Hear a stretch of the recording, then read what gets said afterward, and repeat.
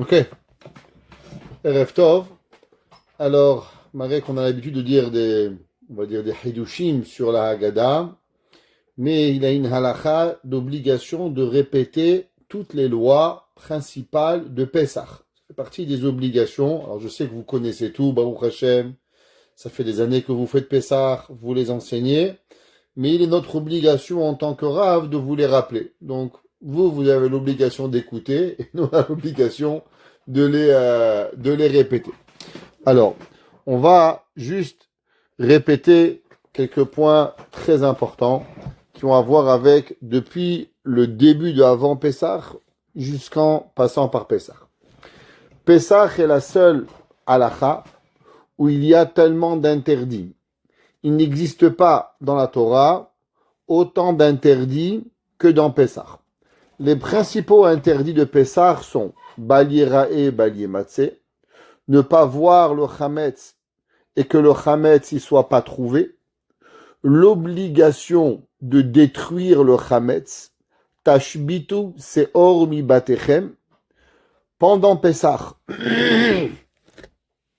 celui qui mange le Chametz, il est Chayav Karet, c'est la même interdit que de manger Yom Kippour. Nous n'avons pas le droit d'en tirer profit. Et tout Chametz qui a passé Pessah, il est aussi dans l'interdit d'être consommé. Et le Chametz, il est aussi dans l'interdit d'avoir aucun profit. Du fait que la Torah, elle a donné tellement d'interdits à Pessah, au Chametz, alors c'est ce qui a fait que Chachamim, ils vont faire aussi beaucoup de lois par rapport à cela.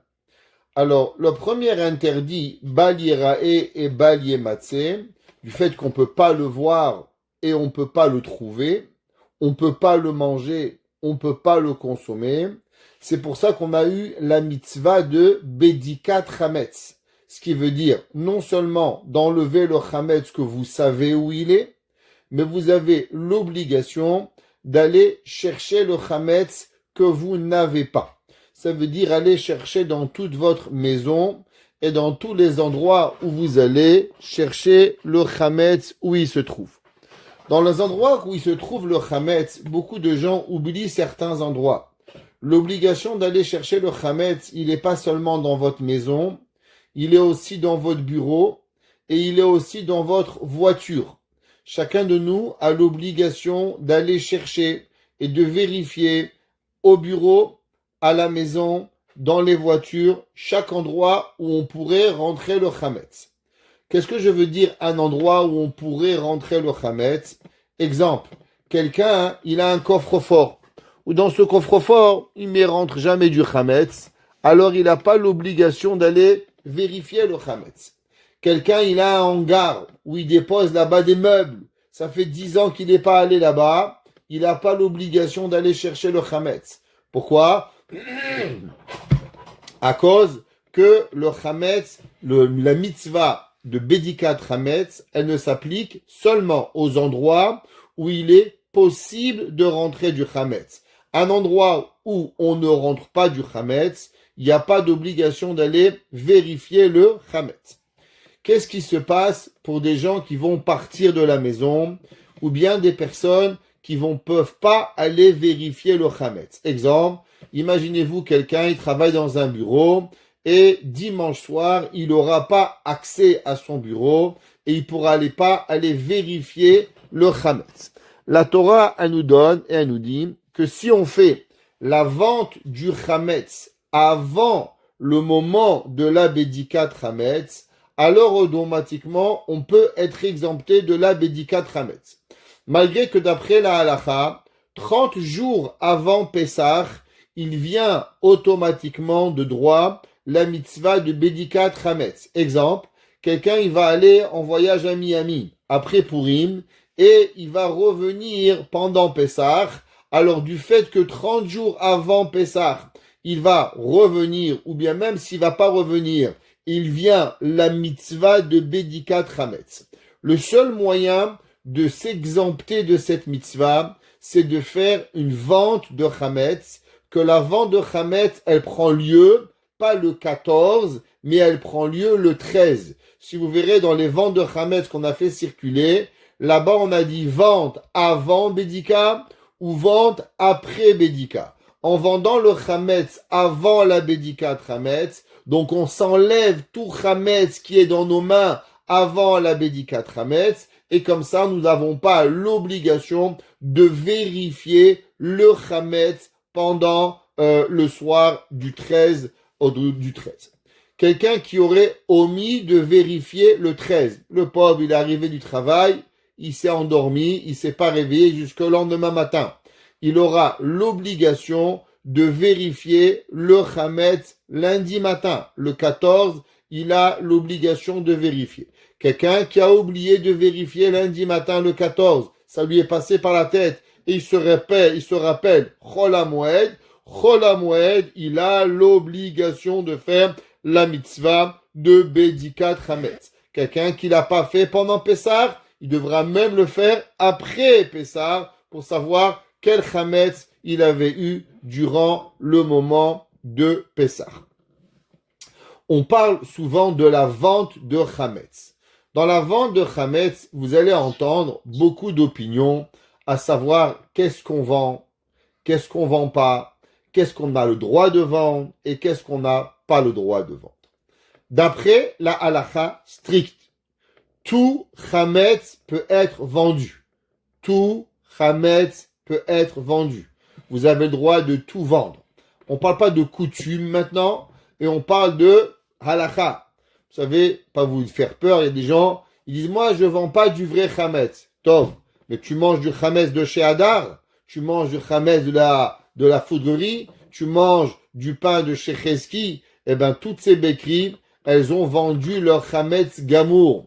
Alors, d'après la halakha, on a le droit de vendre le chametz. Ça veut dire, si quelqu'un, par exemple, il a envie et il veut faire un gâteau pour Motsae Pessah, faire un gâteau, il veut le mettre dans un congélateur, le fermer, l'enfermer avec un sticker, le mettre dans le congélateur, fermer le congélateur, dire vendu pour Pessah, il a le droit de le faire. La halakha. Maintenant, il y a plusieurs coutumes qui sont mis dessus, du fait que c'est assez rare qu'un goy il vient chez vous, il dit bonjour monsieur, j'ai envie de vous prendre votre gâteau, où est-ce qu'il est? Alors, on dit peut-être que la vente, elle n'est pas une vraie vente, alors on a un peu peur. Alors c'est pour ça qu'on ne vend pas du vrai chametz. Même ceux qui ne vendent pas du vrai chametz, qu'est-ce qui se passe à propos des whisky? Par exemple, toutes les alcools. Est-ce que les alcools, elles font partie des produits qu'on a le droit de vendre ou des produits qu'on n'a pas le droit de vendre?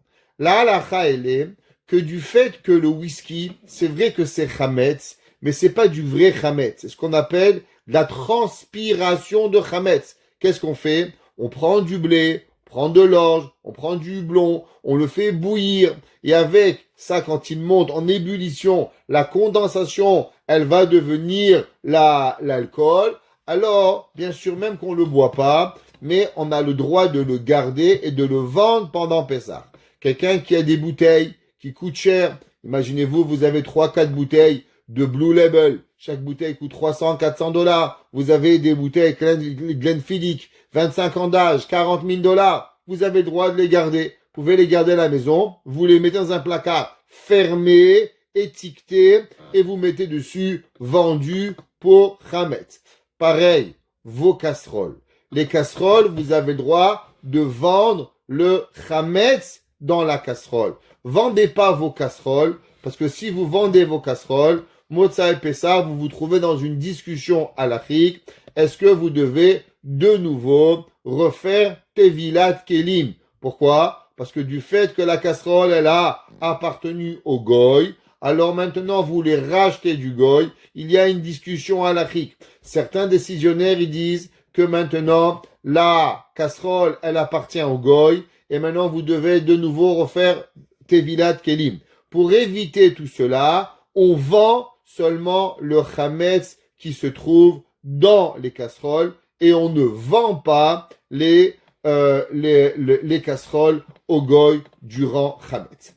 Une halakha qui est souvent demandée, Qu'est-ce qui se passe si quelqu'un, il a vendu par exemple son bureau? Est-ce qu'il a vendu son bureau et dans son bureau, il y a là-bas le bijou de sa femme, c'est son anniversaire. Et durant Pessah, avant Pessah, il a oublié de récupérer le collier de sa femme, de sa fille, ses téphilines, son talit. Et maintenant, à Chol HaMoed, il veut rentrer récupérer une affaire.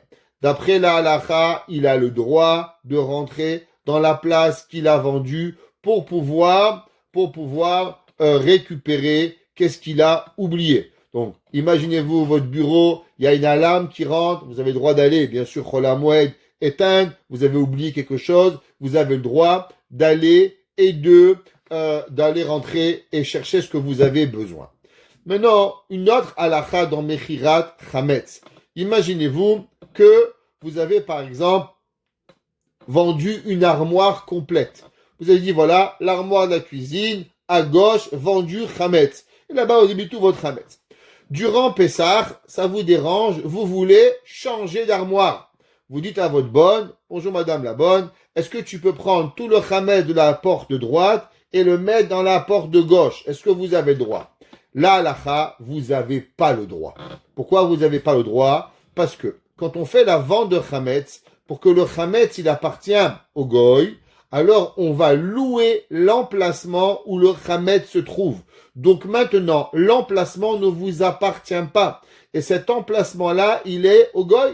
Et si maintenant vous venez, vous lui prenez quelque chose, vous n'avez pas le droit de prendre l'emplacement et vous devez garder le Chametz, l'emplacement où le Chametz, il se situe. Dans la halakha, il se pose une question. Qu'est-ce qui se passe si quelqu'un, pendant Pessah, il trouve du Chametz? Imaginez-vous, vous avez rincé les jouets, vous avez oublié un bac de jouets, et maintenant, dans le bac de jouets, vous trouvez un Chametz, un paquet de bonbons. Vous avez oublié. Vous trouvez un paquet de gâteaux. Qu'est-ce que l'on doit faire? Dans la Gemara, il est écrit deux choses. Qu'est-ce qui se passe quand c'est Yom Tov? Et qu'est-ce qui se passe pendant que c'est Chol HaMoed? La Gemara a dit, et Shulchan Aruch ramène, que pendant Yom Tov, Kofer Alav Keli, on met par-dessus un récipient de façon à ne pas le voir et ne pas arriver à ce que quelqu'un, il va le manger. Durant Chol HaMoed, on doit venir et on doit le brûler. Maintenant, on a un problème. Quel est le problème? Qu'est-ce qui se passe de nos jours qu'on fait une vente de Chametz? Et dans notre vente de Chametz, on écrit tout Chametz qui se trouve dans ma maison, il est vendu à Monsieur Jean-Paul. Maintenant, est-ce que on a le droit de prendre ce Chametz et de le brûler? Alors là, la halakha, elle est que non. Vous n'avez pas le droit de brûler ce Chametz. Ce Chametz ne vous appartient pas. Donc, qu'est-ce que vous faites? Pendant Yom Tov, toujours pareil, vous devez couvrir le Chametz de façon à ne pas le toucher parce que le Chametz, il est mouktsé. Yom Tov ou Shabbat, ce Chametz, il est mouktsé. Pendant la semaine, Chol HaMoed, vous prendrez le Chametz, le paquet de gâteaux, le bonbon, ce que vous avez trouvé, vous ouvrirez le placard de Chametz et vous le mettrez dans le placard parce que ce Chametz ne vous appartient pas. Si vous brûlez le Chametz, alors vous pouvez avoir un problème de gezel, de vol. Dans le cas où vous n'avez pas pensé, vous l'avez pris, vous l'avez jeté à la poubelle, il faudra écrire un petit papier et dire j'ai jeté un petit paquet de gâteaux qui vaut $5. Si monsieur le goy il vient, dit voilà monsieur le goy, le Chametz, plus je vous dois $5, j'ai détruit le Chametz qui était là. C'est votre obligation d'écrire à ce qui arrive là-bas pendant ce Chametz. Le jour, si monsieur le non-juif il vient et vous demande le Chametz, vous avez l'obligation de lui donner. Si vous voulez pas lui ouvrir la porte, sachez que légalement, il a le droit de casser votre porte. Il a un contrat légal qui lui donne accès au Chametz à chaque moment du jour et de la nuit pour pouvoir venir. Donc bien sûr, il doit vous demander la clé. Dans le cas où vous refusez, il doit avoir accès à ce Chametz 24 heures sur 24, 7 jours sur 7 pour pouvoir y arriver. Quand on a fini la vente du Chametz, comme on a expliqué, ou le 13 ou le 14, dépendamment quand est-ce qu'on veut faire cette vente avec différentes façons de le faire. Vous vendez jamais votre Chametz au rabbin. Les gens, monsieur Rabbin, je vous vends mon chametz. Non, non, je vous explique. J'achète pas votre chametz et le chametz devient jamais à moi. Le chametz, il reste à vous et on le donne au goy. Le rabbin, il est seulement votre messager pour pouvoir vendre votre chametz. Mais le rabbin, il n'achète pas votre chametz. Qu'est-ce qui se passe si vous avez fait une vente de chametz?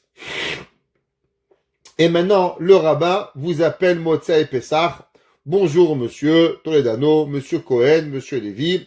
Désolé de vous apprendre. Je vous ai oublié votre vente de chametz. Elle a été oubliée dans le tiroir et j'ai pas vendu votre chametz. Et donc, tous vos whisky, vous avez votre belle collection de whisky, vous devez la mettre à la poubelle. Et vous avez un petit $100,000, chametz chez Avaralava Pesach. Est-ce que le rabbin, il est responsable de quelque chose? Est-ce que le rabbin devrait vous, peut-être vous rembourser ce qui a été fait? Alors, pour savoir, ça va dépendre.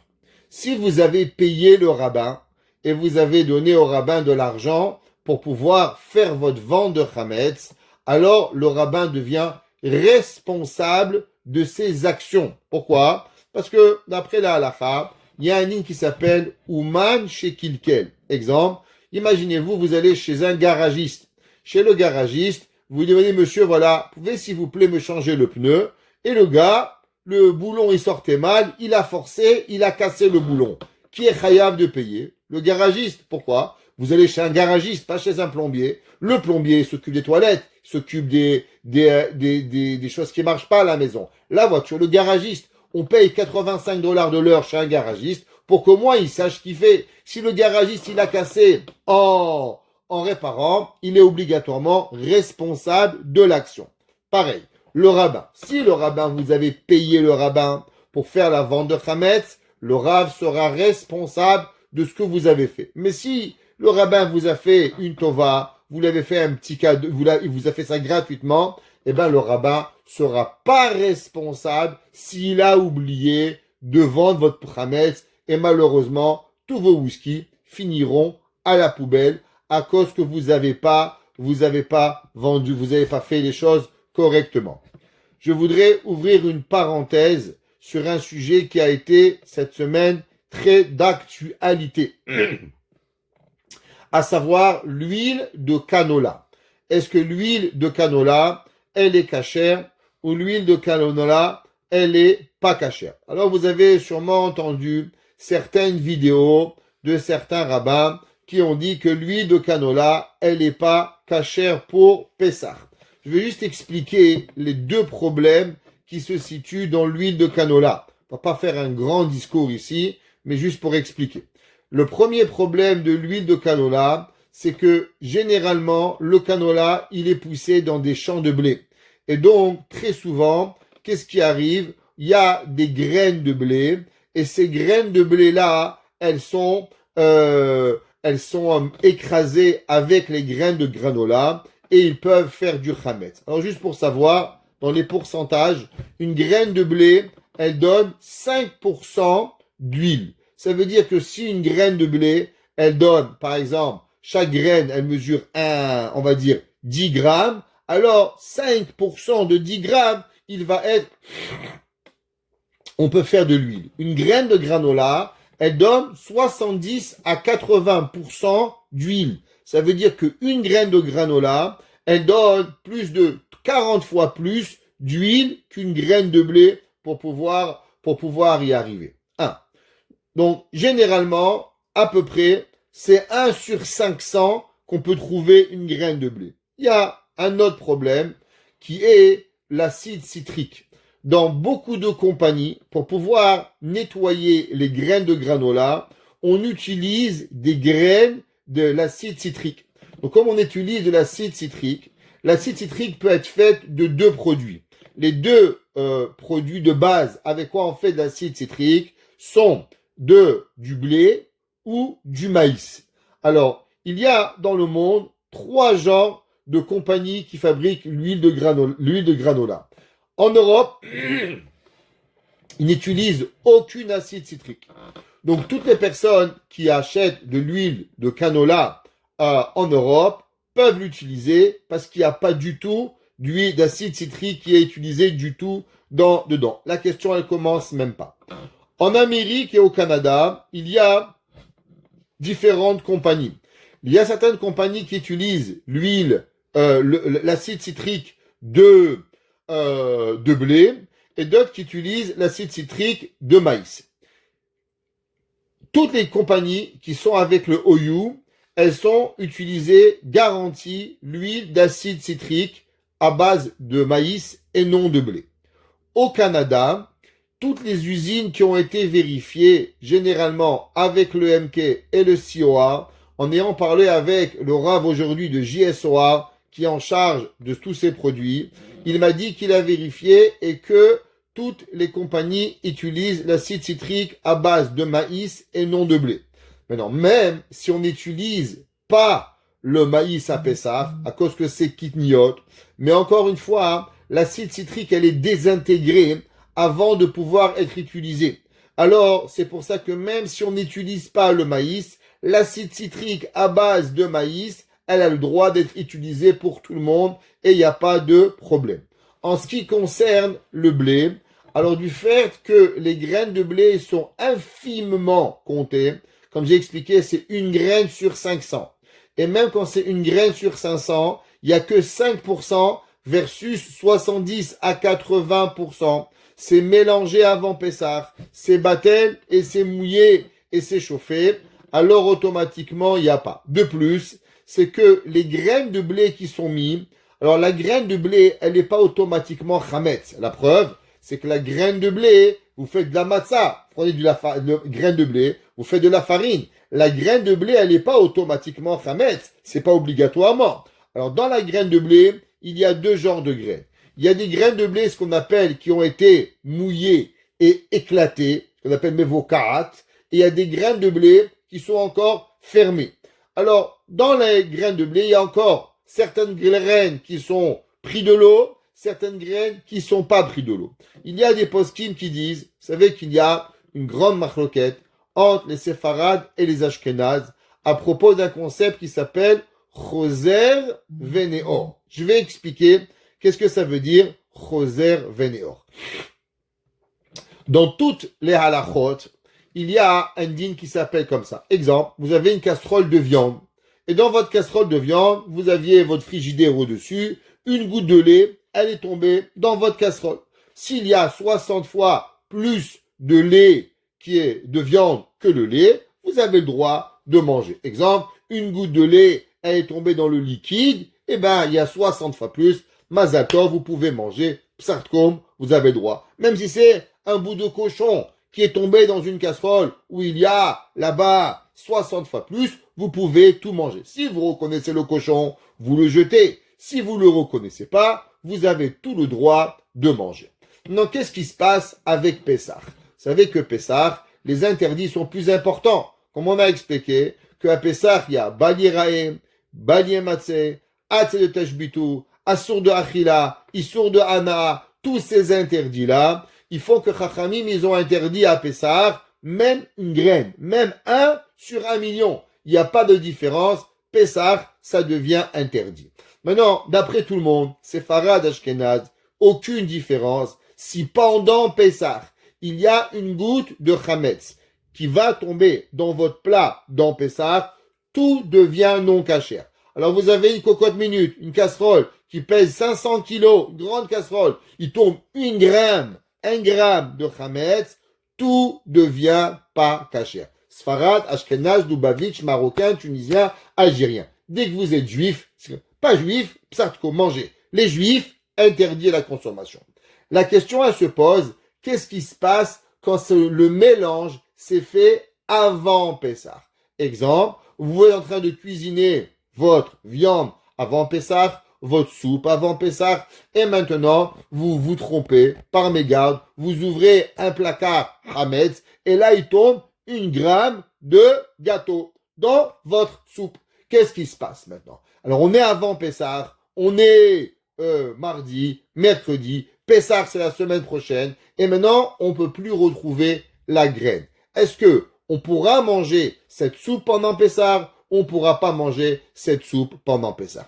Il y a une marloquette dans les Rishonim, à savoir, est-ce que, du fait que ça a été mélangé avant Pessah, alors maintenant, le tout avant Pessah, c'est pas interdit, donc ça reste dans les proportions de Batel Beshishim, et automatiquement tout devient permis, ou bien je dis non, que du fait que pendant Pessah, puisque même une goutte, elle est interdite, alors ce qu'on appelle Choser Veneor. Qu'est-ce que ça veut dire Choser Veneor? Elle se réveille l'interdit, c'est comme si qui prend une force, et maintenant, il devient interdit. Alors il y a une contradiction dans le Shulchan Aruch lui-même. Est-ce que Choser Veneor c'est mutar, ou Choser Veneor c'est interdit? D'après la halakha, on est possède que Choser Veneor, c'est permis pour les Sfaradim. Si quelqu'un, il a fait, malheureusement, pas exprès, un mélange avant Pessah, c'est arrivé, et ça a été mélangé, pendant Pessah, on aura le droit de manger. Pourquoi? Parce que l'interdit, il est déjà anéanti, total avant Pessah, et il n'y a pas d'interdit. Maintenant, qu'est-ce qui se passe quand on a pris ce blé-là? Ce blé-là, il est chita mevokaat. C'est pas du vrai chametz encore. Il est écrasé. Et puisqu'il est écrasé avant Pessah et il s'est mélangé avec l'huile maintenant, 5% sur 500, sur une graine sur 500 et 5% sur 80%. Donc on parle de millions de fois plus grand par rapport sur 1 litre ou sur 100 millilitres et ainsi de suite. Et maintenant, est-ce qu'on pense Choser Veneor ou pas? Alors, le Hikrelev, il écrit et il dit que les Kolachitot, d'après tout le monde, si on a et on pense que, même ceux qui pensent Choser Veneor, quand c'est Chita Mevokat, qui n'est pas encore un vrai Chametz, on pense pas Choser Veneor, et automatiquement, maintenant, l'huile, elle devient cachère. Donc, halakha, elle est que de l'huile de canola, qui est acheté avant Pessah, vous avez le droit de l'acheter et vous pouvez l'utiliser à la consommation. Il n'y a pas d'interdit. Toutes les grandes huiles, l'huile d'avocat, l'huile de canola et ainsi de suite, vous avez le droit de les utiliser. Ceux qui veulent pas utiliser, il n'y a pas d'obligation. Vous pouvez acheter de l'huile de coton. Je sais pas si c'est bon pour la santé, l'huile de coton. C'est un plus grand problème. Donc, shmartem en afrotechem. Il y a de l'huile végétale que vous pouvez aussi acheter. Mais en ce qui concerne l'huile de canola, vous avez le droit. Dans les halachot de Bedikat Chametz, on a dit qu'il y a différentes obligations. Il y a l'obligation de Bedikat Chametz avant, durant les 30 jours, et il y a l'obligation de Bedikat Chametz la veille de Pessah.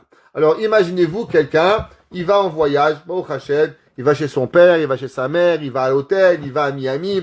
Demain, ce soir, lui, il a nettoyé la maison, il veut faire correctement, il veut faire la Bedikat Chametz ce soir.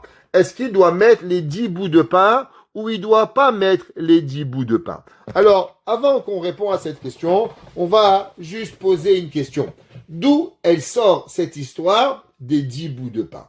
Est-ce qu'il y a une obligation de mettre les 10 bouts de pain ou il n'y a pas d'obligation de mettre les 10 bouts de pain? Halakha, faut savoir que généralement, on fait toujours une bracha par rapport à ce qu'on va faire. Exemple, vous faites l'allumage des bougies, les hadlik, ner, Shabbat, Yom Tov, dépendant de ce que vous allumez. Ner Hanouka, faites la bracha. Faites pas une bracha sur une action que vous faites pas. Pourtant, à Bedikat Chametz, vous n'allez pas faire la bracha Asher Kideshanu Bemita Vetsivanu al Bedikat Chametz. Vous faites pas cette bracha. Quelle bracha vous faites? Asher Kideshanu Vetsivanu al Biur Chametz. Ou Biur Chametz. Tu brûles pas le Chametz maintenant. Tu vas brûler le Chametz que demain. Alors pourquoi tu fais la bracha de Biur Chametz? La réponse, elle est, en vérité, il n'y a aucun intérêt de chercher le Chametz. Je vais expliquer. Qu'est-ce que ça veut dire? Le gars dit, ouais, super, j'ai trouvé du Chametz. Et après, c'est quoi? Le but, c'est pas de chercher. Le but, c'est de chercher pour que demain, tu vas brûler le Chametz. Ça, c'est la mitzvah. Mais en soi, chercher le Chametz, il n'y a pas d'intérêt. Nul intérêt de chercher le Chametz si vous n'avez pas. Le but de chercher le Chametz, c'est de chercher le Chametz pour pouvoir le brûler le lendemain.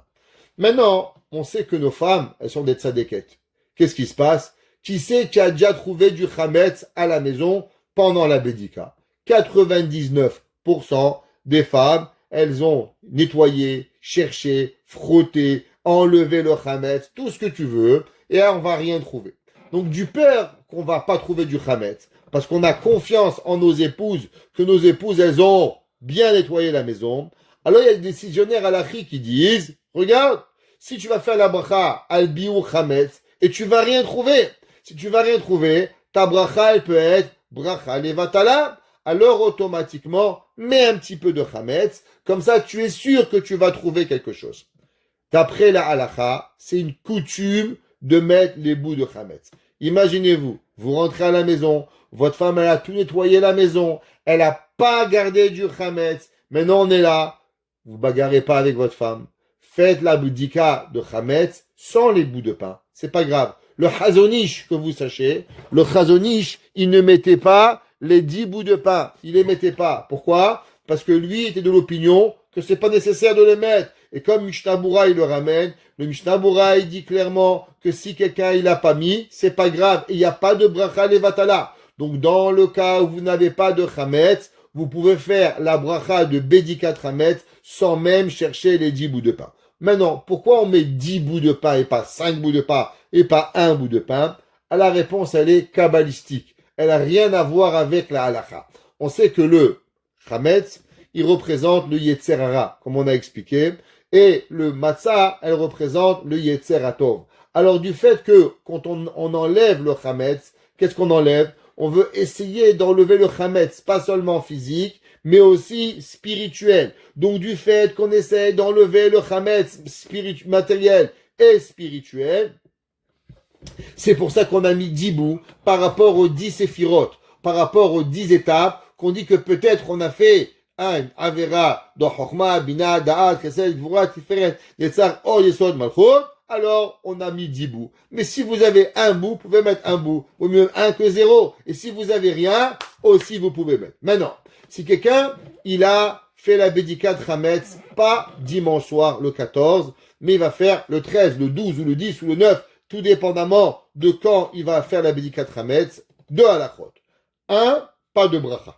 Ça veut dire, comme on a expliqué, quelqu'un qui fait Bédikat Chametz pendant 30 jours avant Pessah, il a normalement l'obligation de vendre le Chametz, à moins qu'il a fait une vente de Chametz au 13 avant le Zman Bdika. Mais dans le cas où il n'a pas fait, il a l'obligation de chercher son Chametz. Ou bien il veut faire la mitzvah de Bédikat Chametz, alors il va chercher le Chametz et il ne mettra pas les bouts de pain. Il n'y a pas besoin. Quelqu'un lui a dit, il faut mettre les bouts de Chametz, les revendre, les acheter. Non, madame. Halakha, c'est faux. Il n'y a pas de bout de chametz à part le 14 et on ne met pas les 10 bouts de pain.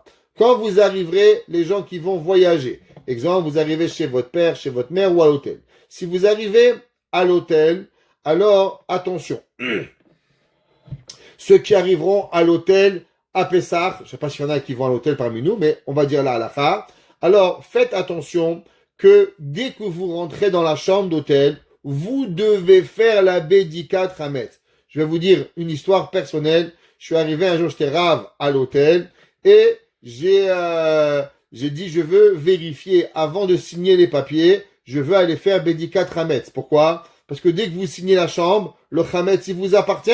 Et on était déjà dans l'après-midi. Je voulais pas que le Chametz il soit à moi. Elle m'a dit non monsieur le rabbin, on a fait le ménage. Je dis madame, ménage, pas ménage, laissez-moi aller vérifier s'il vous plaît. Je vais dans la chambre, j'ouvre le frigidaire, je trouve 2 petites bouteilles de whisky. Hametz. Je vais sous le lit, je trouve un petit paquet de gâteaux. J'amène à madame, je dis regardez madame, 2 bouteilles de whisky et une paquet de gâteaux sous le lit après le ménage. Et un hôtel, 5 étoiles. Pas un petit hôtel, vous promettez, 5 étoiles, Bar Milan. On ne veut pas avoir du Hametz à nous. Alors, il faut faire attention à ces halachot. Donc quand vous arrivez, vous faites Bédikat Chametz.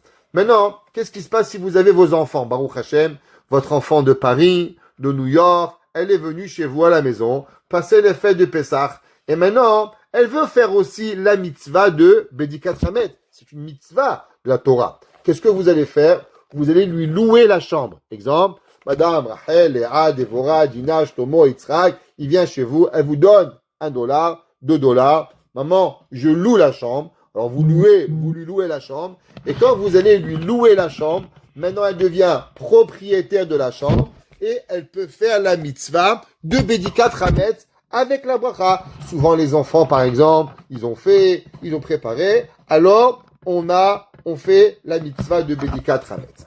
Les 10 bouts de pain de Hametz. 2 halachot importantes dans les 10 bouts de pain. Numéro 1, ne les mettez pas dans du papier aluminium. Pourquoi? Parce que le matin, vous devez les brûler pour faire la mitzvah de Biur Hametz. Mais essayez de brûler quelque chose dans du papier aluminium. Ça brûle pas. Dans 50 ans, ça va être encore là-bas. Donc, mettez-les dans un sachet plastique. Comme ça, quand papa, il va brûler le Hametz qui va arriver. 1. 2. Il faut faire attention de mettre des petits bouts. Pourquoi? Parce que si vous avez un gros bout et vous perdez un bout, eh ben, vous devez rester toute la nuit en train de chercher votre Hametz. Si vous mettez un petit bout de Hametz, avec le bitoul, l'anéantissement du Hametz, vous allez pouvoir, pas obligé de chercher toute la maison. 3e halakha, qui c'est qui va cacher les 10 bouts de Hametz? Maman. Pourquoi je dis maman? Pas seulement un enfant. Maman, elle va écrire bout de Hametz derrière porte de cuisine. 2e bout de Hametz derrière sous le lit. Et elle va les noter à chaque endroit. Comme ça, à la fin, si le mari dit, chérie, j'ai pas trouvé, où t'as cherché? Là, on peut trouver le Hametz et on sait où on va voir. Bédikat Hametz, c'est quoi? Bédikat Hametz, c'est une grande mitzvah, et c'est une mitzvah de la Torah, d'après Rashi, et comme ça vient du Shulchan Aruch aussi, d'après le Ran, d'après beaucoup d'opinions, c'est une mitzvah de la Torah, faire Bédikat Hametz. C'est pour ça que dimanche soir, il vous est interdit. Alors, vous savez qu'il y a des coutumes tunisiennes de faire un michoui, barbecue, tchetchouka. Ils ont tout un menu à faire dimanche soir. Chez les Algériens, ils font même le couscous. Je sais pas comment les mamans elles acceptent, mais belle, je sais pas, mais nous on fait pas du couscous. En tout cas, tout ça c'est très bien, mais le ikar, c'est la mitzvah de Bédikat Hametz. Bédikat Hametz, c'est chercher. C'est pas faire un petit tour et on cherche des petits bouts de pain, on arrête là. Non, il faut chercher. Encore une fois, ma femme elle est très propre, tout ce que vous voulez, mais avec les enfants, combien de fois, par exemple, on a cherché entre le lit et le sommier, on a trouvé un bonbon, on a oublié un placard, on a oublié quelque chose. Celui que ça lui est pas arrivé, alors c'est pas fait Bédikat Hametz. Bédikat Hametz dans une grande maison, ça prend du temps. On vient avec sa femme à côté et on passe. T'as vérifié le frigidaire, t'as vérifié le congélateur, t'as vérifié sous le fauteuil, t'as fait ci, et on pose des questions. Et on a le droit de parler. Même que vous allez voir dans la chak, on parle pas. Oui, on parle pas direct. Tu as vu le match de hockey hier soir, qui a gagné les Canadiens ou je sais pas quoi de Toronto, les Maple Leafs. Ça, c'est pas ça qu'on parle. Mais parler de la mitzvah. Est-ce que tu as changé les brosses à dents? Est-ce que tu as enlevé les dentifrices? Ceux qui changent, par exemple, dans les salles de bain. Il y a beaucoup de produits qui peuvent être de vrais produits Hametz. Exemple, tous les produits Avino. Ça provient de l'avoine et c'est du vrai Hametz. Alors, il y a des produits comme ça, ils sont vraiment Hametz et il faut faire attention. Donc, on est avec sa femme et on parle. T'as vérifié ce tiroir, t'as fait ci, t'as fait là et on cherche vraiment le Hametz. Et des fois, par exemple, on a oublié un placard au basement, on a oublié un congélateur au basement, un frigidaire, quelque chose qu'on a mis et on a cherché. Un endroit où vous oubliez souvent votre frigidaire. Votre frigidaire. Ouais. L'année dernière, Pessah. Quelqu'un vient me voir. Il me dit, Rav Krimizi, il est blanc. C'est le matin du Seder. Il est blanc. Je crois que c'était un zombie qui marchait. Je lui dis, qu'est-ce qu'il y a? Il m'a dit, mon fils, il a acheté la veille de Pessah un sandwich.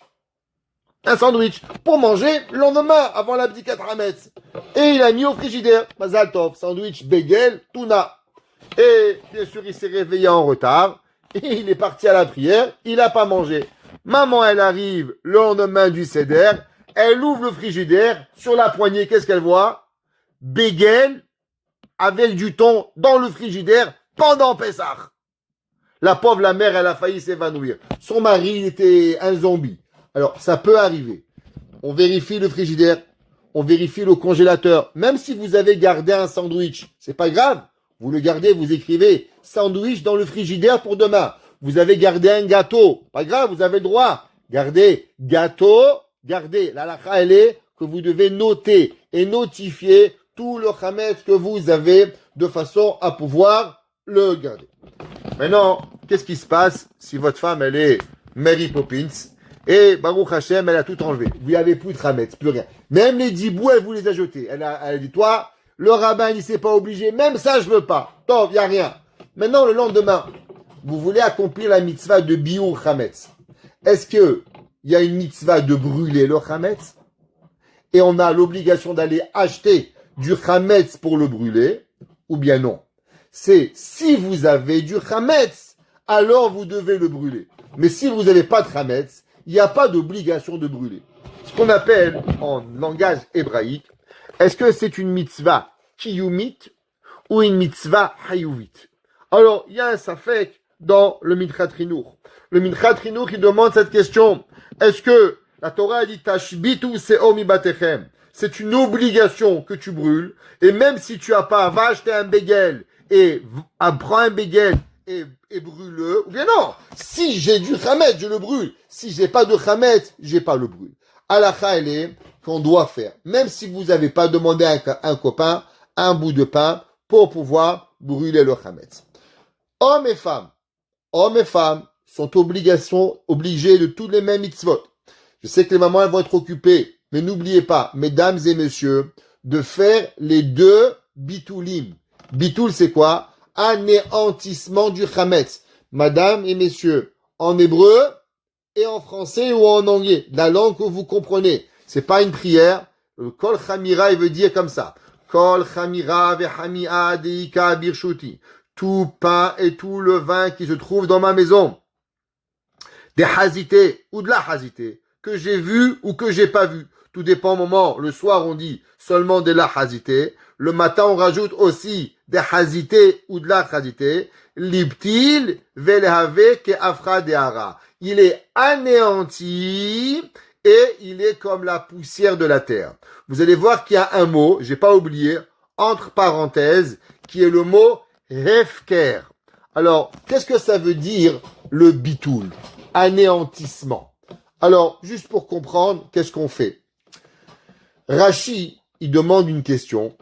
Normalement, si on prend le mot détruire en hébreu, ça veut dire bi'ur, levaer.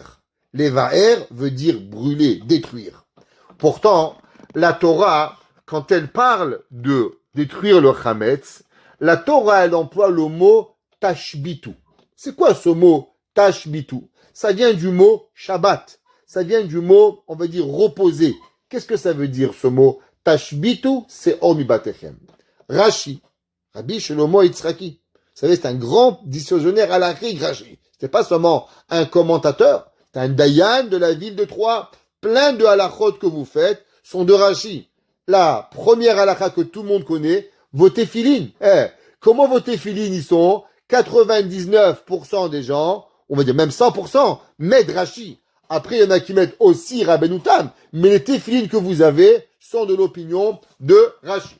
Alors, Rashi dit, pourquoi la Torah, elle a changé le mot de levaer à tashbitu pour nous apprendre une règle. Qu'en vérité, le chametz, il est chametz, seulement quand toi, tu le considères comme chametz. Mais si toi, tu le considères pas comme chametz, si toi, dans ton cœur, il vaut rien, il est comme la poussière de la terre, alors automatiquement, tu ne transgresses plus l'interdit de chametz. Ça veut dire que le chametz n'a une valeur seulement pour toi. Si toi, le chametz ne vaut rien, alors il est plus du chametz. C'est pas une valeur intrinsèque. Et ça, c'est une armoire. Moi, j'appelle ça une girafe. Dit monsieur le rabbin, vous êtes un malade psychiatrique. Qu'est-ce que je vous allez voir? Une armoire, vous l'appelez une girafe? Alors, un petit peu trop sérieux, je vais vous raconter une petite blague. Ça va, c'est trop sérieux ce soir, vous rigolez pas assez. Il y avait un jour un juif. Il a dit qu'il va se convertir au christianisme. Il est parti chez le curé. Le curé, il lui a dit non, monsieur, on vous convertit pas. Il dit pourquoi? Il dit parce que tous les juifs, vous dites que vous voulez vous convertir, mais après vous redevenez juif. Et nous, on passe pour des idiots. Il dit, monsieur le curé, vraiment, moi je vais me convertir. Il a dit, oui, c'est vrai, vous voulez vraiment vous convertir? Vous voulez me promettre une chose. Il a dit quoi? Il dit, vous savez, les juifs, ils ont le couscous, le poisson au pois chiche. Tous les vendredis soirs, ils vont chez leur mère, ils sentent le poisson au pois chiche, ils deviennent fous. Les Ashkenazim, le gefilte fish. Ils sentent le gefilte fish, ils courent. Les Tunisiens, d'Amhot. C'est comme ça. Qu'est-ce que vous voulez? Chacun, il a un poisson, il court. Et grâce à ce poisson, il se fait pécher et redevient juif. Si vous voulez devenir catholique, une promesse. Vous mangez plus jamais du poisson vendredi soir. Promis. Juré, juré. Promis, promis. Top, il le convertit. Le premier vendredi soir, le curé, il va chez le juif, il le voit avec un poisson. Mais il a fait la totale. Le gefilte fish, le poisson marocain, le poisson malin, la dame chaude. Il a fait toutes les chitotes de poisson sur la table. Le curé, il vient et il dit, mais monsieur, qu'est-ce que vous faites? Vous avez promis de manger, pas manger de poisson. Il dit, c'est pas du poisson, c'est du radis. Il dit, mais vous prenez pour un âne? C'est un poisson. Il dit, regardez, monsieur le curé, vous avez pris de l'eau, vous avez mis sur ma tête, il dit, t'es pas juif, t'es catholique, t'es pas juif, t'es catholique. Moi aussi, j'ai pris un petit peu d'eau, je dis, t'es pas un poisson, t'es du radis, t'es pas un poisson, t'es du radis, j'ai mangé maintenant. Ok? Alors, vous comprenez que on peut pas rendre un poisson un radis. C'est pas possible. Alors, comment on peut prendre du chametz et dire, moi, c'est pas du chametz? A priori, c'est un peu fou. Rashi dit, c'est vrai. Bémet, c'est un peu fou. Mais la Torah, pourquoi la Torah, elle a employé le mot tashbitu et elle a pas dit le mot tevaru? Dit Rashi, parce qu'en vérité, le chametz n'a une importance seulement si toi, tu donnes de l'importance. Mais si pour toi, il vaut rien, alors il perd sa valeur. C'est pour ça que dans le bitou, qu'est-ce que vous dites? Que tout pain et tout levain, il soit comme de la poussière de la terre. Il n'y a pas de différence. Quand toi, tu vois un gros millefeuille maintenant, tu dis, ouais, les calories. Quand tu le vois à Pessah, tu dis quoi? Barminan, je n'ai même pas envie de le voir. C'est chametz, ça vaut pas. Alors, il n'y a pas d'interdit. Tosfot, il n'est pas d'accord avec ça. Et Tosfot, il dit non, le bitoul, c'est pas ça. C'est quoi le bitoul? Le bitoul, la Torah, elle a dit, c'est quoi l'interdiction du chametz? L'interdiction du chametz, c'est de voir ton chametz. Mais le chametz qui n'est pas à toi, il n'est pas interdit. Exemple, qu'est-ce qui se passe quelqu'un, ici au Canada, on a Baruch Hashem, on a des bonnes maisons, on a des belles maisons. Mais en France, les pauvres gens, ils habitent en haut des immeubles. Et des fois, beaucoup de personnes, ils descendent de la maison, qu'est-ce qu'il a en bas de chez lui? Il a une boulangerie. La boulangerie du coin. Tous les matins, il descend, qu'est-ce qu'il voit? La baguette. Est-ce qu'il transgresse un interdit de voir la baguette pendant Pessah? Bien sûr que non. Pourquoi? Parce que la baguette, elle est interdite quand elle est à toi. Mais quand la baguette, elle n'est pas à toi, elle est à quelqu'un d'autre, alors on transgresse pas. C'est pour ça que Tosfot, il dit, c'est quoi le bitoul? Enlever sa propriété de l'article.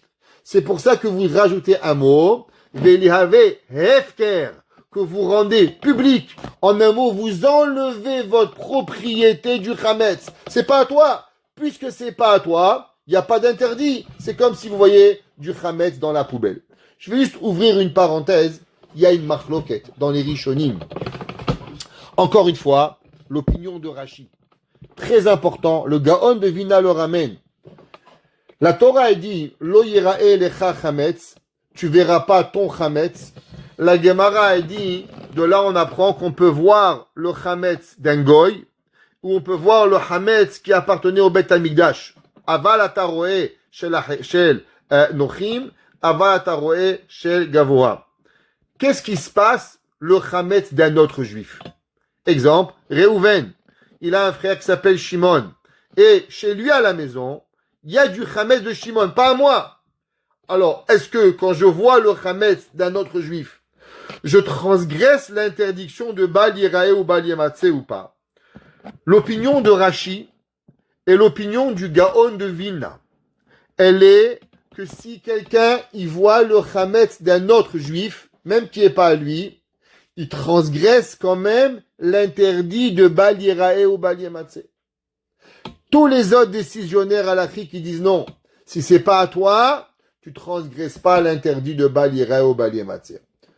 Exemple, vous avez une bonne, ouais, elle vient à la maison et elle veut manger du pain, elle veut manger de la pizza, pas chez moi, mais par exemple à Pessah il fait beau, dans certains pays, pas comme chez nous qui fait 5 degrés, mais ça arrive, il y a des pays qui fait beau à Pessah, c'est possible, c'est difficile à croire, mais ça arrive en tout cas, et maintenant elle est sur le balcon, et elle veut manger sa pizza dans votre balcon, elle a le droit ou elle n'a pas le droit? Elle a le droit. Pourquoi? C'est pas votre Hametz, ça lui appartient. Elle est partie acheter du Hametz, sa pizza, elle veut la manger. C'est pas mon problème. C'est pas mon Hametz et j'ai pas d'interdit. Après qu'on a fait la Bédika, on fera demain le biour, on fera le bitoul. Demain, on va faire le brûlage du Hametz. Après le brûlage du Hametz, on va faire le biour Hametz. Faire attention aux horaires quand brûler le Hametz, pas trop tard, parce que sinon après, malheureusement, vous avez transgressé les interdits. En ce qui concerne la veille de Pessah, il y a des interdits. La veille de Pessah. Premier interdit, pas interdiction de consommer la matzah. Alors, même que vous allez entendre des opinions, un mois avant, Rosh Chodesh Nissan, tout ça c'est Ashkenaz. D'après la halacha, là, on a le droit de manger la matzah jusqu'à la veille de Pessah. Ashkenazim, de coutume. Certains, depuis Rosh Chodesh Nissan, les Lubavitch, depuis Purim. C'est des coutumes, c'est pas interdit. Sfaradim, on n'a pas le droit de manger la matzah toute la journée de la veille de Pessah. Pourquoi? Pour changer les obligations et que on a une question pour dire Manishtana, Allah et la Zekulo matzah, et aussi pour que ça soit différent le soir. Deuxième halakha. Faire attention, mesdames, que vous savez, messieurs, interdiction de coudre et de faire des melachot après Chatzot. Alors, la veille de Pessah, le matin, vous avez le droit de travailler, vous avez le droit de laver la vaisselle, le droit de laver les chemises, avez le droit de coudre. Dès qu'il arrive Chatzot, interdit tout ça. Pourquoi? Ça devient comme les lois de Chol HaMoed. Pourquoi? À cause qu'à l'époque du Beth Amidash, qu'est-ce qu'on faisait l'après-midi de Pessah? Korban Pessah. Et le fait qu'on faisait un Korban, ça devenait Yom Tov, comme Chol HaMoed, interdiction. Pareil, messieurs, pour se raser. Pareil pour se couper les cheveux. Après Chatzot, vous avez plus le droit de vous couper les cheveux et vous avez plus le droit de vous raser. Attention, rasez-vous le matin, coupez-vous les cheveux le matin et vous n'avez pas le droit. Parce qu'après, vous êtes coincé jusqu'à l'Agba Omer. Après, c'est Chol HaMoed, on se coupe plus. Et après, c'est le Omer. Donc, vous êtes coincé jusqu'après. Donc, rasez-vous, coupez-vous les cheveux lundi avant Chatzot. Mesdames, ne pensez pas que vous pouvez faire du linge après Mincha, après Chatzot, interdit. La veille de Pessah, il y a d'autres interdits de la consommation. On a l'habitude de ne pas manger de la laitue. Pourquoi? À cause que le soir de Pessah, on va manger le maror. Alors aussi, pour faire la différence, on a l'habitude de ne pas manger le maror. On ne mange pas de la salade verte la veille de Pessah. On a aussi un autre interdit que beaucoup de gens ne comprennent pas. À quelle heure on peut commencer à faire kidouche? Alors, cette année, c'est un petit problématique parce qu'avant, on changeait l'heure plus tard. Maintenant, on a commencé à changer l'heure. En plus, c'est Hadar ve Hadar. Donc, on va arriver tard. Exemple, cette année, les gens, ils demandent, monsieur le rabbin, les maris vont pas arriver avant la synagogue, 9h, 9h30. Est-ce qu'il y a moyen de faire early? On fait early Shabbat, early Pessah. On fait 6h30 Mincha, 7h Arvit, et après on commence la Haggadah. Halakha, c'est interdit. On n'a pas le droit.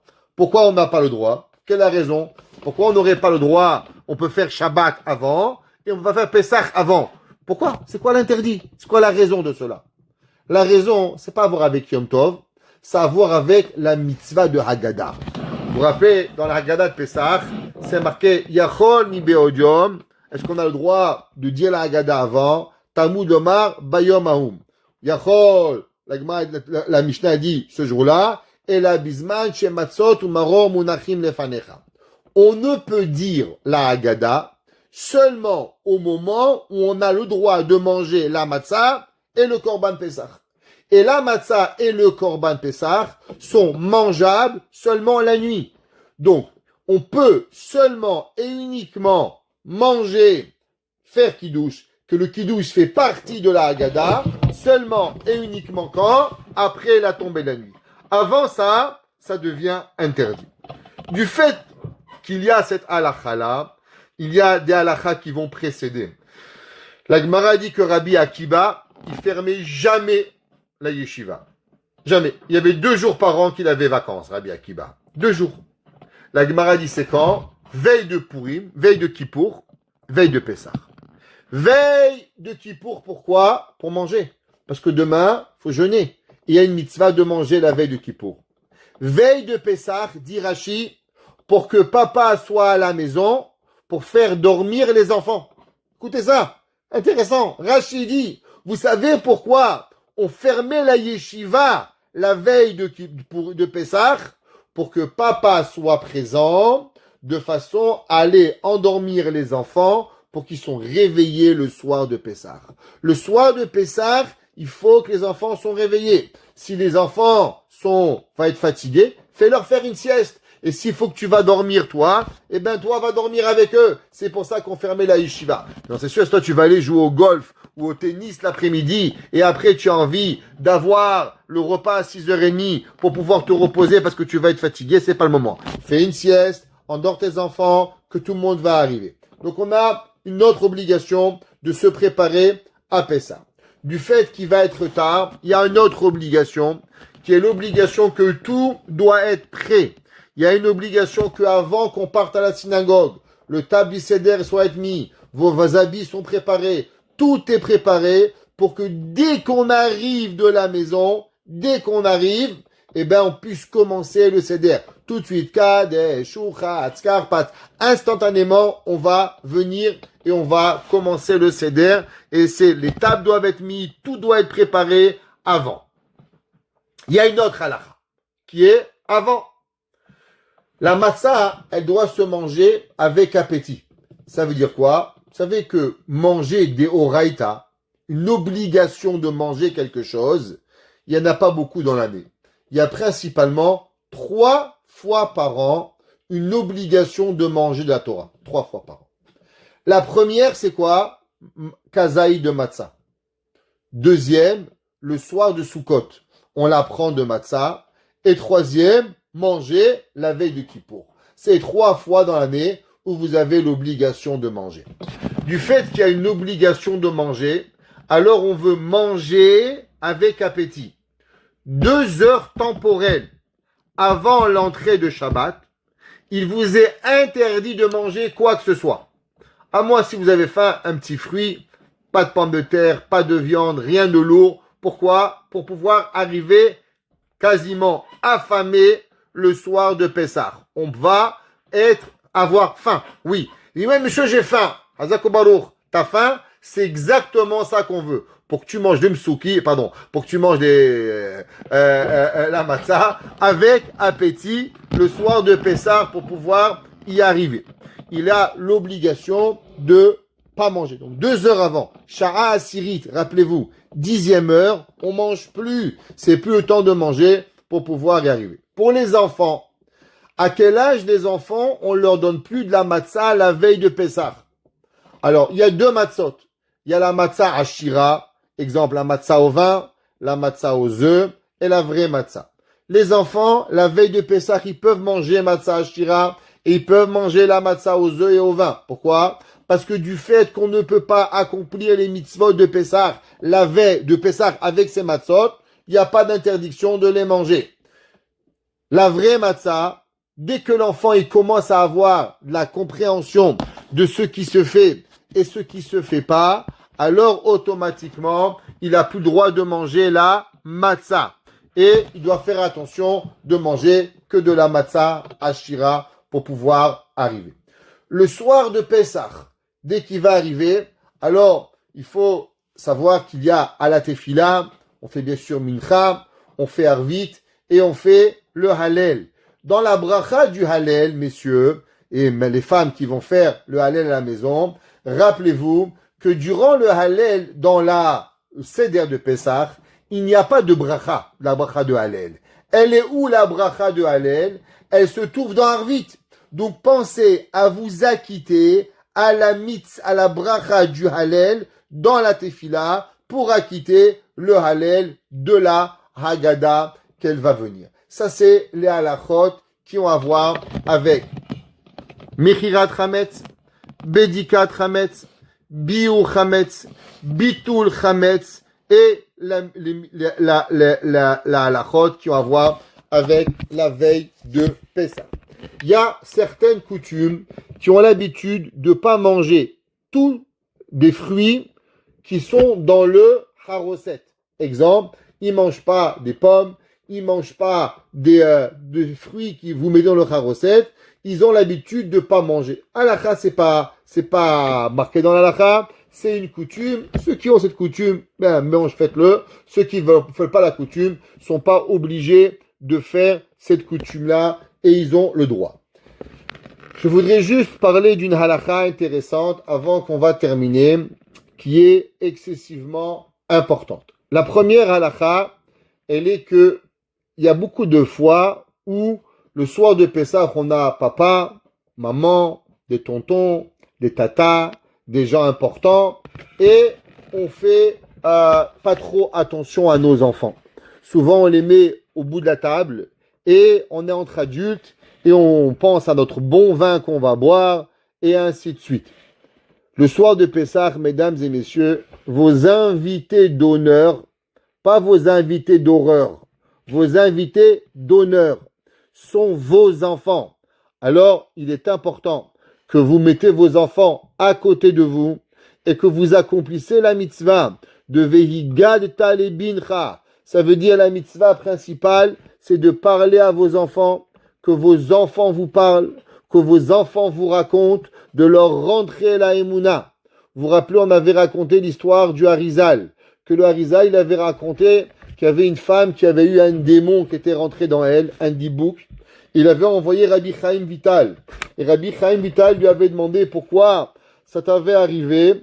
Et elle avait dit parce qu'elle n'avait pas la Emouna, la croyance en Akadosh Baruch Hu, à tous les miracles qui ont été faits durant la Yetziat Mitzrayim. C'est le moment où on doit parler de Emouna. C'est le moment où on doit inculquer à nos enfants la Emouna de pouvoir, ce que Akadosh Baruch Hu, il a fait au Ham Israël, à nos enfants et jusqu'à aujourd'hui. Donc, nos enfants sont la priorité. C'est quoi un enfant? Un enfant, c'est tant qu'il est votre enfant. Le Rambam, il dit, Akol lefi chokhmato. Ça veut dire qu'un père, il a un enfant de 5 ans, il lui parle à un enfant de 5 ans. Il a un enfant de 10 ans, il lui parle qu'un enfant de 10 ans. Il a un enfant de 20 ans, alors le père, il doit se chercher des questions. Comment? Qu'est-ce qui se passe? Qu'est-ce qui arrive? Tout dépendamment de l'intelligence de l'enfant. Il faut piquer la curiosité de l'enfant. J'aimerais rajouter une petite chose très importante. Chaque soir de l'année, nous avons une mitzvah de se souvenir de Yetziat Mitzrayim. Ani Hashem Elokechem, Asher Hotzeticha Meretz Mitzrayim. Matin et soir, on se rappelle de la mitzvah de Yetziat Mitzrayim. Quelle différence il y a entre la mitzvah de Sipur Yetziat Mitzrayim, raconter la sortie d'Égypte, le soir de Pessah, et de se souvenir de Yetziat Mitzrayim. La différence, elle est, le soir de Pessah, c'est pas suffisant de raconter. Même si vous racontez des superbes histoires, vous n'avez pas encore accompli la mitzvah. La mitzvah, elle est que vous piquez la curiosité de vos enfants pour que vos enfants vous posent des questions. Si vos enfants ne vous posent pas des questions, oh papa, ça va, me casse pas ma tête, vas-y, dis ta agada là, même si vous lui racontez Walt Disney, vous n'avez pas accompli la mitzvah de Vehigalta Lebincha. Quelqu'un qui n'a pas d'enfant, malheureusement, alors il doit le raconter à sa femme. Sa femme doit lui parler. Sa femme doit lui demander des questions pour pouvoir y arriver. Maintenant, Baruch Hashem, les enfants sont dormis. La fin du seder, on reste monsieur et madame, on continue. J'aimerais juste ramener une halakha dans Shulchan Aruch, pas Kabbalah, Shulchan Aruch. À quelle heure le seder doit finir et à quelle heure on va dormir? La réponse, on n'a pas le droit d'aller dormir Pessah. Je répète, halakha. Le soir du seder, vous n'avez pas le droit de dire « Ah, il est 11h, je vais dormir ». Le Shulchan Aruch, il tranche que vous devez raconter la sortie d'Égypte jusqu'à que vous vous endormez à table. Ça veut dire, tant que vous n'êtes pas endormi à table, vous continuez. Si, après 4 verres de vin, ça vous suffit pas, bon, un petit 5e verre de vin, peut-être, ça va vous suffire. Mais le but, c'est vraiment de parler, de raconter, de chanter pour pouvoir raconter Sipur Yetziat Mitzrayim toute la nuit. Chaque mot que vous allez faire, vous accomplissez la mitzvah de Sipur Yetziat Mitzrayim pour pouvoir y arriver. Une autre halakha, il me reste un peu de temps, la vérité c'est que c'était seulement l'introduction du cours, on n'a pas encore commencé le cours. Mais une autre halakha intéressante, chaque personne doit avoir devant lui, bien sûr, un verre, doit boire les 4 verres de vin ou les 4 verres de jus de raisin. Ceux qui peuvent pas boire du vin n'ont pas l'obligation de boire du vin.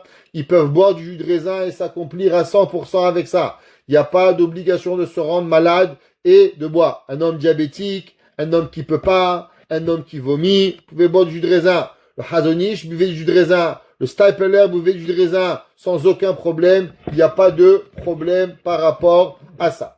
Faites juste très attention, si vous avez de la famille pas très religieuse, aux bouteilles de jus de raisin que vous achetez. Vous savez qu'il y a 2 genres de jus de raisin. Il y a du jus de raisin Mevouchal et du jus de raisin pas Mevouchal.